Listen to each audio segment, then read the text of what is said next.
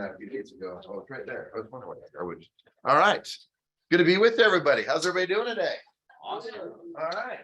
How many were at the summit? All right. Excellent. All right. Well, maybe not jumping into gratitudes. I'd just be curious as to like what people's takeaways were. I'd love to. It's one of my favorite things just to hear as to what you took away from the summit. What'd you take away? Just a few thoughts from people. How simple his day really is. Yeah. It's not complex to make a lot of money. It's just consistency more than anything. Yeah, Dave Parker and I were texting at 11 o'clock last night. And I said, just so you know, Brian's already asleep. I was laughing about that. I thought that was kind of funny, but I laughed. He didn't. That was funny. He didn't even respond to me, Jake. He just like ignored me after I said that. He's like, I better go to sleep. So anyway, all right. What else? Anything else? What? Yeah, please. The power of a well-planned day. Yeah. You know what you're doing. You're going to do it. Yeah. It's good stuff. There was another couple of numbers that I didn't give him. What was your name? Ashlyn. Last year he sold 170 homes, and I had someone ask me, well, yeah, but how leveraged is he? Like, how many people are on his team? Like, it relates to you, right? And I said, well, he has Dakota, who always is a centurion, one of his buyer's agents. And then he had his father, who recently went on an LDS mission. And then he has his sister who does some stuff. So yeah, I know he didn't talk much about that. And like he kind of said, hey, I'm still trying to figure that part out. But what he focuses on. And when the person said, well, it doesn't seem like he's too leveraged, they said, he's not. You mean all he does is he focuses on two things. He focuses on prospecting and going on appointments. Seems pretty leveraged to me, because I know that's how I ran my team.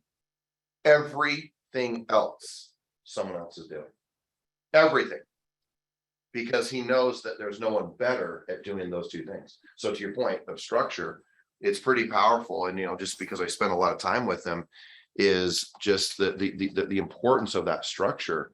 And I've said this for years, Ashlyn, and that is that the results of your life are always in relationship to the way in which you structure your day or your life. It's all about structure. How you set things up is how everything goes. And I often tell the story of Jack Nicklaus, the great golfer, the legendary golfer, and he says that 80% of the golf swing is how you set up. So how wide your stance is, where the ball position is, what's your alignment, what's your grip, everything's like before you even swing the club. 80% of it has to do with just how you set it up. What's the structure? So that's great point. Anything? What else? Any other takeaways? I just love that he's been in it 20 years until the day he still role plays and practices. Yeah, right. Okay. You fall in love with the fundamentals. You fall in love with the basics, right? I mean, I think, I don't know, 2-3 weeks ago when I was doing this meeting, Aiden, believe it or not, you know how long I've been doing this meeting? How long? Guess. A long time. 24. 24 years. I've had Greg over the years who said, well, aren't you sick of it? Nope. I sit even back there. Even my favorite thing, my laugh is I still stumble over a script or a dialogue, or I'll stumble over an affirmation. I'm thinking, I still need to practice. Yeah. Still need to practice. 24 years later, when I had my own, even between selling a company, Realty Executives, and having my own team, right at 7:30. If you were gonna be on my team, you were here at 7:30, and you could miss one day a week or you were fired. It was pretty simple. And I fired 2 people over about a year because I just figured that wasn't important to them, because we were going to practice every single day. And yet those people are now legendary in the business. They still are today. George, I had 2 takeaways. Yeah, please. Other than Brian. I mean, Brian was amazing. We've heard the story before, but it was just really good to hear him. 2 really hit me. Jennifer's, what we're looking at may not be what we think it is, but being the attitude that it is could be powerful. Yeah. Yours, we don't know that we go in the wrong way until somebody makes us aware. Those are so profound, because those are the things that I see agents do over and over and over. So the message was really impactful for me in the fact that that's who we are and that's what we do. And that's why coaching is required. Yeah. Let us see really what's there. Blind spots, right? Yeah, Go the right right. direction, and what's your blind And am I spot? going the wrong direction? Because you can be headed fast as can be down the wrong direction and feel great and having progression. But progression in the wrong direction is not the journey you want to be on. So those were really profound. I mean, I thought a lot about them and will implement them into my day-to-day of asking the question, what I'm seeing real, or the direction I'm going on the right direction. That was Yeah. really helpful for me. One of the most powerful I think I attended in going on 8 years of being here. Awesome, man. Yeah. Yeah, I had a few people, when I was texting back and forth late last night with Dave Parker, he was saying the same thing. He goes, man, it just made me realize again, how much more I should be doing. Right.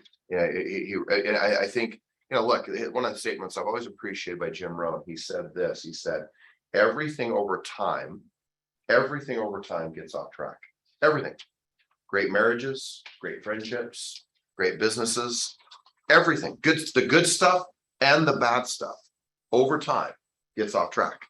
So there has to always be this checks and balances as to where we are. It's the reason why we associate and why we do what we do. And maybe just 1 second, this might be an important thing.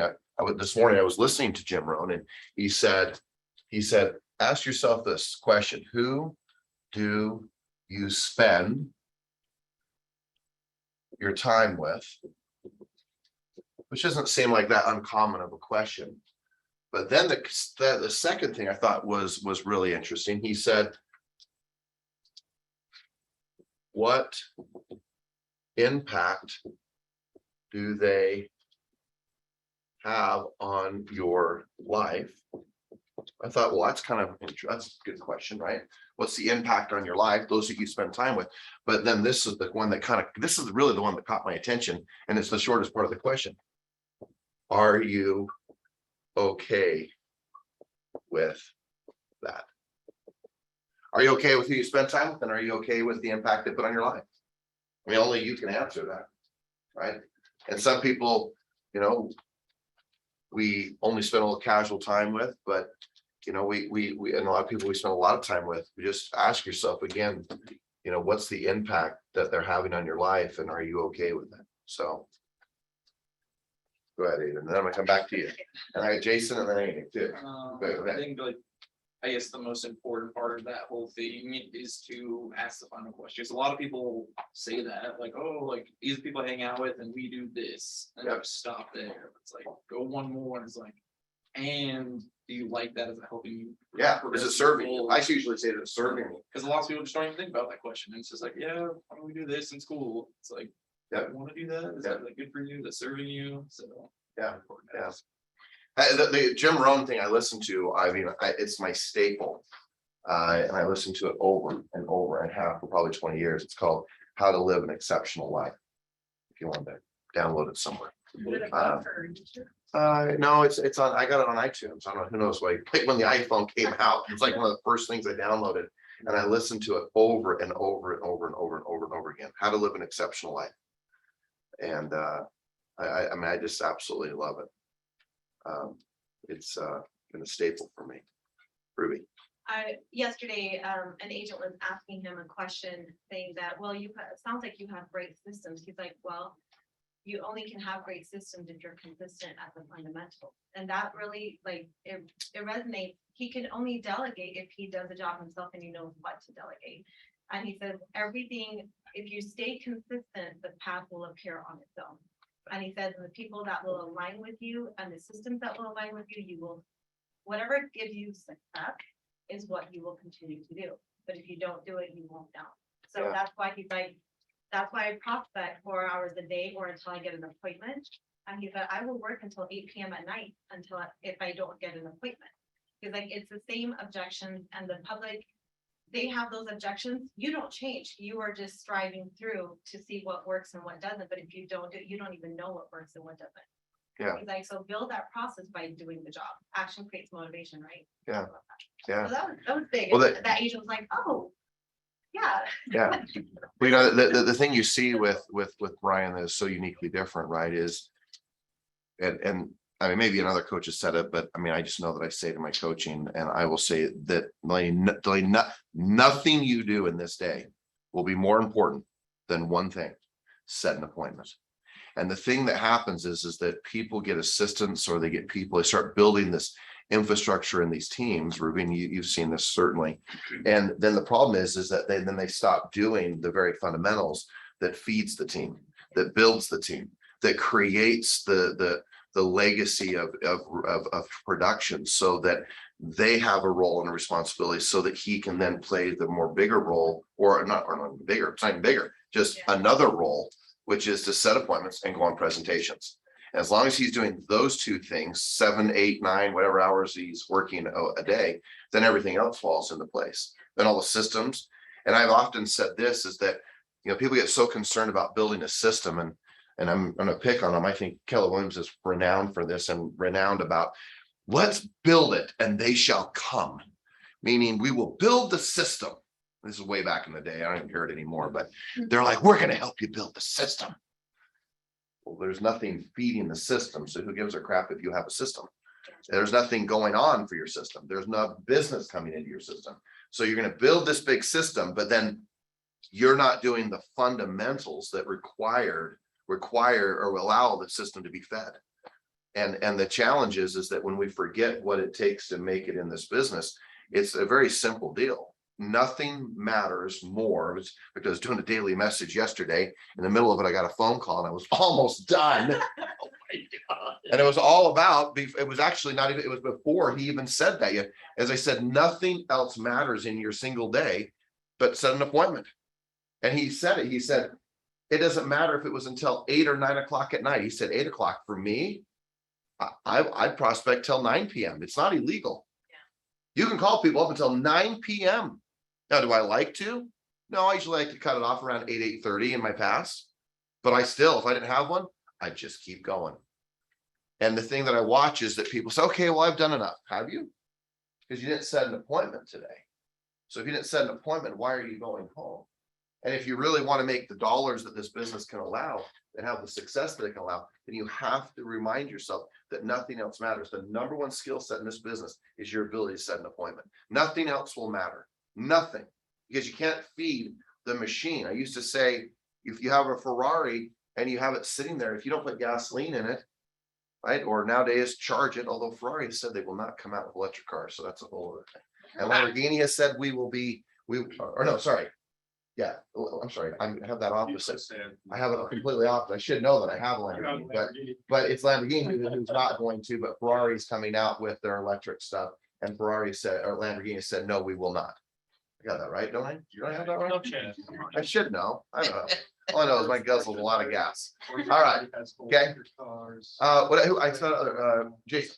And then Amy. On these 3 questions here, sometimes when we think of these questions, we try to think of all the people that we hang around. And I like to look at it as the voice in your head. If you're spending a lot of time with what type of voice are you talking to yourself? But you spend a ton of time with your headphones. Yeah. And that's where I think you start becoming that person. Well, Jennifer, yesterday when I don't know if it was early in the morning, we were getting ready and she goes, hey, remind me what you say about the morning. And I think she was going to say it in her talk, but I don't think she said it. But she said, I said, what I say is that your mind is a very dangerous place to be early in the morning. True. And because I know that at 5 a.m., 5:30 in the morning, I'm not sitting there going, okay, let's go. Here we go. I am after I'm in this meeting. I really am. I'm like, hey, let's go. But I am not at 5 a.m. going, let's go. I am like, oh, gosh, this sucks. I mean, that's usually what I'm doing. I mean, and so within seconds, Jason, seconds, I mean, it's no more than 60 seconds from the moment that I am out of that bed, within 60 seconds. Like this morning, I had Jim Rohn playing because I'm not listening to myself. Because if I listen to myself, it's going to be a really bad day.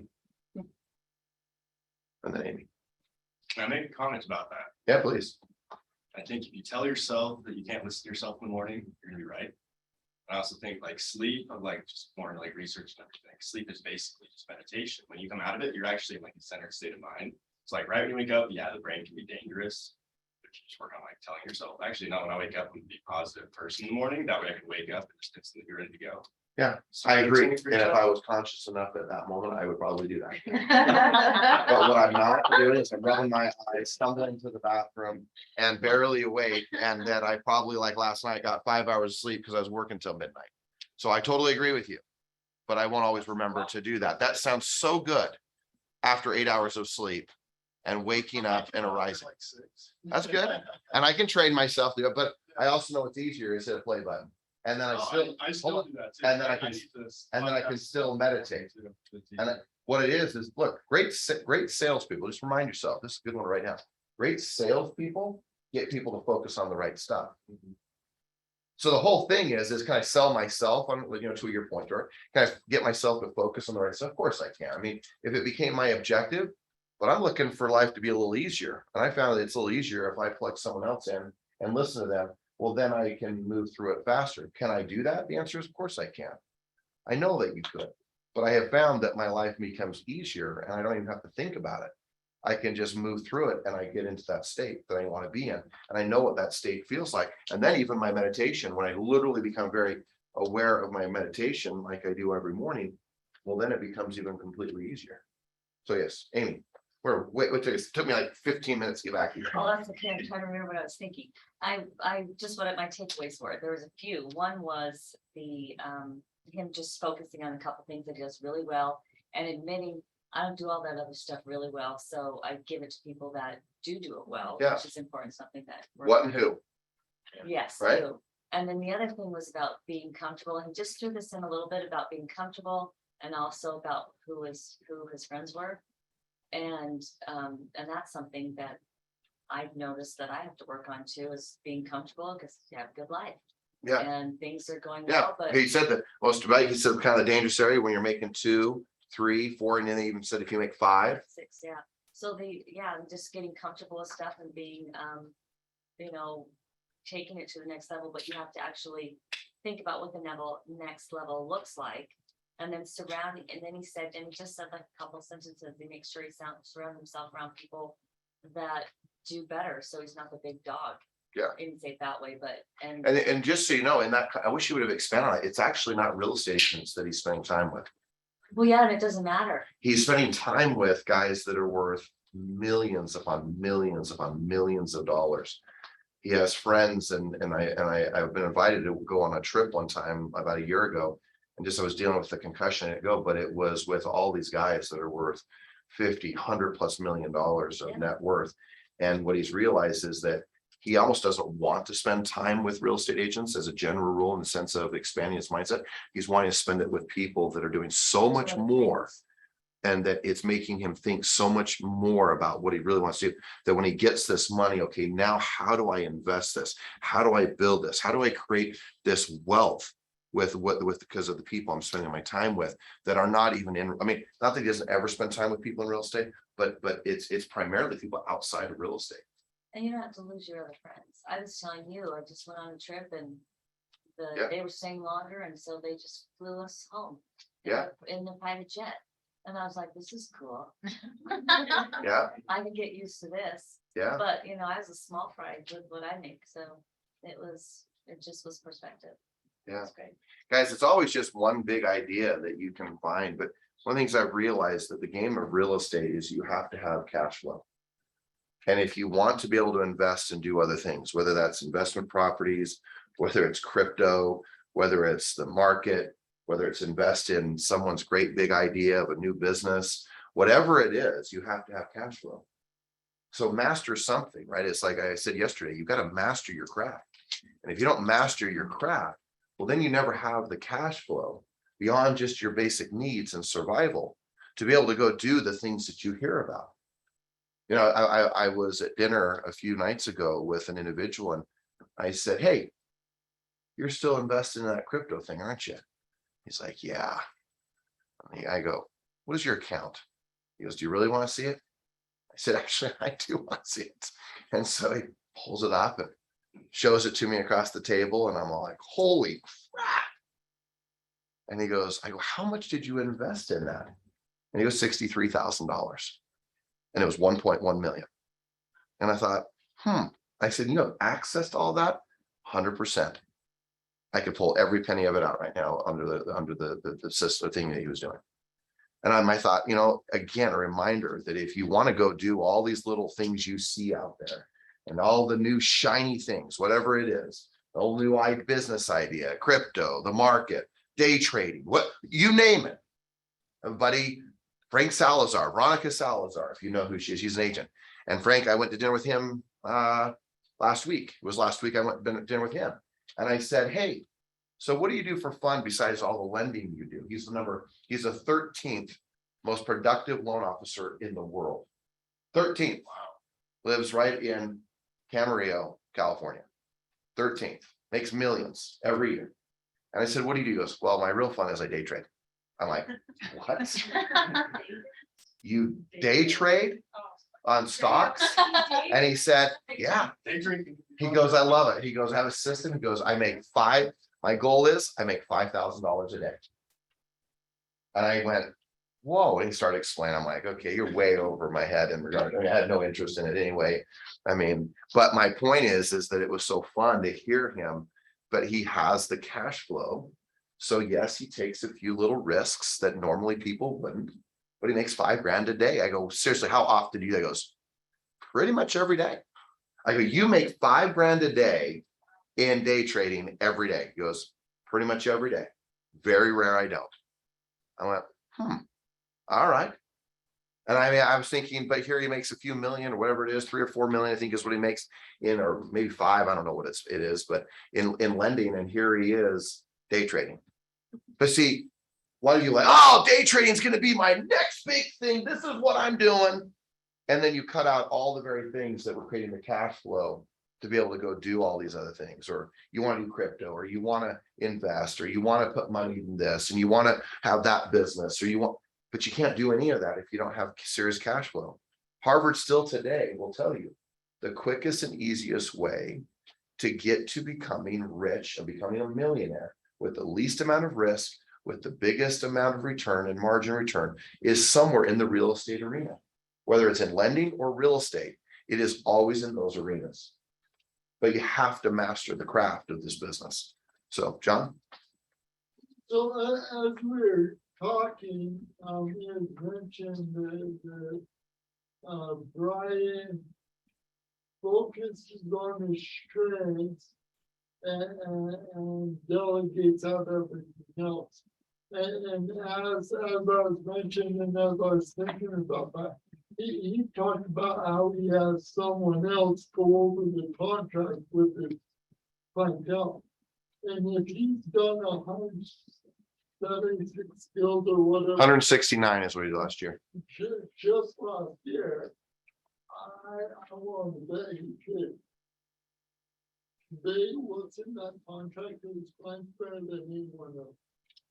With that, so basically, It's never an issue, John, right? It's never an issue. Can he, like, here's a good example. There's lots of things that I can do. right, And I can do them really, really well. Like, I'm like a Rain Man when it comes to numbers. right. Like yesterday, I opened a bank account and they asked me, hey, just really quick, what is your driver's license number? And does everybody know their driver's license number in here? Yeah. Okay, a few of you. I memorized Wi-Fi passwords. For my Okay, see, my point is like, I am ruthless in a boardroom, especially when the CFO's in there. I'll remember numbers from a year ago and call them on it. And I say that because the reality is that I'm really good at it, but it's not where I want to spend my time. Right. So you, Brian, like, right. It's what do you choose? Where it's really, where is your greatest profit?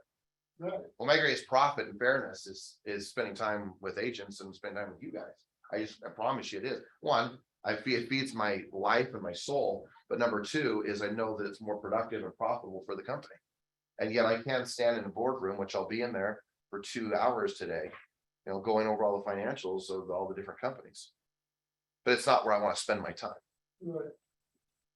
Okay. I mean, that's exactly my point. He said, It's 8:08. where I'm getting the most amount of money, going over contracts. Yes, it needs done, but on that more if they have fun making goals. Yeah. Yep. I remember, John, just, just a couple of things in the other comments, but I remember years ago, this is over 25 years ago, but I'm standing in the middle of a July. And I think, you know what, I'm gonna save myself a little bit of money here. I'm standing on a roof of a duplex that Jennifer and I had purchased. And I was going to save money by not having to put in a new evaporative cooler. I was gonna retar this whole thing. And I was so excited about it. I'm gonna fix this thing, because I mean, I can do it. Like, I'll put in a new dishwasher. I've done that. And Jennifer's like, I didn't know you knew how to do that. I'm like, I know how to do it. I can replace an engine of a car. I mean, I've done that in my youth. I have no interest in doing it. But anyway, so I get done like making this whole thing it's gonna work, Greg, and I turn on the little twist thing for the evaporative cooler on this. And all of a sudden, guess after I tarred and thought I'd fix it, guess what it was doing? Leaking everywhere. Water was coming out everywhere. And I remember I had this black tar in my hands, and I sat there. It was like this really defining moment. And I was up on the roof, so I was able to look over the whole valley. And I remember looking, I said, I will never put myself in a position where someone else could do this, not only better than me, but when I'm going to try to save what I at the time was $1,000, I was giving up thousands of dollars because I wasn't prospecting. And I said to myself, it was really defining. I said, I would rather prospect 8 hours a day, 8 hours, than stand on this roof and tar the inside of this basin for an evaporative cooler, than still not have it work. So not only did I have to pay for the evaporative cooler, but I lost all the money I could have earned if I just would have been prospecting all day. And that's the thing is I started to get okay with, I mean, April and I talked with, I started to get okay that it's okay to prospect all day. Has anyone ever worked in a call center? Okay, you know, a lot of, do you know that Dave Parker worked at Discover Card? Jeremy Laguerre worked at Discover Card, Verizon, 8 hours a day, taking calls. And now you get to be on your own as an independent contractor. You mean an hour? You want me to prospect for an hour? Yeah, because if you work like anywhere else for $15 an hour, that's what you'd be doing. But you can make $250 to $500 to $1,000 an hour, but you choose to email and do all sorts of other stuff besides the one thing that'll solve every one of your problems. 99% of your problems go away at prospecting. Okay, any last thoughts? Anybody last comment? Who else? Yeah, please. I'll say one, it's the lifestyle. And if you think about it as work, it'll never be done. If you think about it as a lifestyle, like we walk in the door, he could done earlier than I do, but if I'm walking in at 6:50, but it's default. If I'm getting, I know I'm coming in to work. I don't have to negotiate with myself. I mean, Mel Robbins has this rule, right? 5, 4, 3, 2, 1, Yeah, it's a great one. hit the ground. And I was thinking about, I'm like, I'm so tired, I didn't sleep. I'm like, okay, no, we're gonna go. Once you're up, you're up. It becomes your lifestyle, then you don't have to keep adjusting it. Yeah. And then if you get used to prospecting, when I went in, I thought it was total badass. I'm like, I don't need to be on the phone. I was at Rise Mars, I was already management. But he's like, yes, I understand that you have all this qualification and we can move you up eventually, but you have to learn what the customers need in Rise Mars. So we have to have you on the phones first. Yeah. And I was like, kicking and moaning about it, but I learned. And I was on the phones for 3 months before I was able to move into a different department. But you have to learn the fundamentals. If you don't, then this business can't work. And so I just love it that if you do that, it creates a lifestyle. Everyone's like, you work this much, but he also travels like crazy, right? Like Brian Burnett, he prospects like, I don't want that life. I don't want all that pain all day of prospecting, but it creates the lifestyle that he wants to live. So just everything. Spot on. Just 2 words for you. We'll wrap up with this. Those people are to your point, they're constantly, I was thinking about this, they're constantly negotiating. And the other thing is, I used to say this a lot, but I used to say submit to the process. And with what one of you were saying earlier, and then with what you just said, I just think it's a great reminder that, and maybe I should put this up here, stop negotiating and make that look, stop negotiating. So many of you are negotiating away your dreams and your goals in the middle of the day. And the thing that you find, I think it's pretty clear, Do you think that Brian today is negotiating whether he should prospect or not? Do you think he's analyzing, critiquing, wondering, questioning, what can I? Do I have time? I gotta go do this. Maybe I should go do that. Well, but I'm supposed to prospect. You think he's doing any of that? April, you think he's doing any of that? Guarantee he's not. He was here 7 o'clock yesterday up here on the floor prospecting. Yeah. That's a good thing, because he said, I like to just not think. It's like, the systems are still in place. I don't have to think. There is no Yeah, thinking to so negotiate. there's no negotiating. So here's the next, and this was what I was gonna say, was one of you said something. And do you think that he has submitted to his process or submitted to his schedule or submitted to what he's agreed upon? The answer is, he has. And that's how you become great, is you stop negotiating. You recognize discipline equals freedom. Like I said earlier, you submit to the process and you stop all this nonsense, this noise that's going on. That now, do you ever for a moment take a step back? Yeah. When do you think Brian takes a step back and reevaluates where he's heading? Yes, when he's off track, but like Maybe after like an hour of prospecting with no appointment. maybe, but I think the core, 50 minutes on. the core thing I would say is, so the example I've always give, do you think that Michael Jordan was ever in question when he was shooting his shots or his game-winning shots in the middle of a game? No. Was he sitting there, oh, I don't know. I mean, I'm not really sure. I mean, should I shoot? Should I not shoot? I don't know. No, of course he wasn't doing that. But when did he question? Yes, for sure. When he was practicing, he was questioning. So when do you think Brian is questioning? Practicing. And I would add the other one, when he's being what? When he's being coached.